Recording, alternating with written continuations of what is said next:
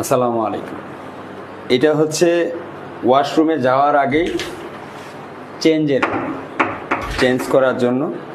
হ্যাঁ, তো আমরা এখন টয়লেটে আসলাম।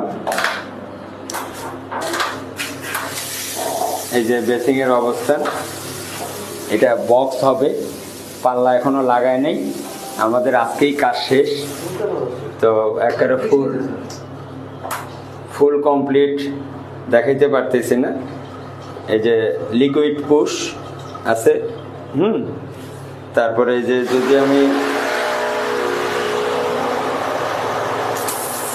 হ্যান্ড শাওয়ার, এটা কিন্তু দোতলা। এই যে প্রেশার দেখেন, হ্যাঁ প্রেশার হ্যান্ড শাওয়ার। আচ্ছা, তারপরে আপনার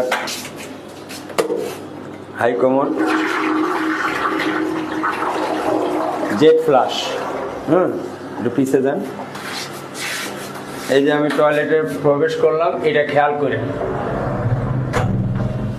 হ্যাঁ, এই যে আমি এখন গোসল করব। এই যে পানির প্রেশার, এই যে হ্যান্ড শাওয়ার,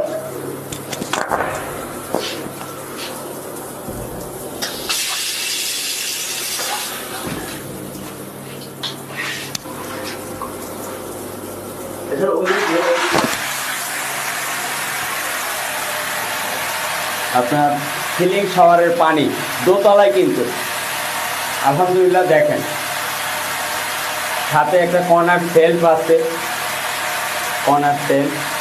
হ্যাঁ, তো পানির স্মুথ এবং একটা মানে গোসল করার জন্য যে জায়গা আমরা 3 ফিট রাখছিলাম, এখন প্রপার 3 ফিট নাই, কমে আসছে। তো তারপরও এনাফ, একজন ইজিলি, আমি যদি গ্লাস লাগাই দিয়ে আমি ব্যবহার করি, ইজিভাবে এই যে গোসল করা যাবে। হ্যাঁ, আর পিছিয়ে দেন।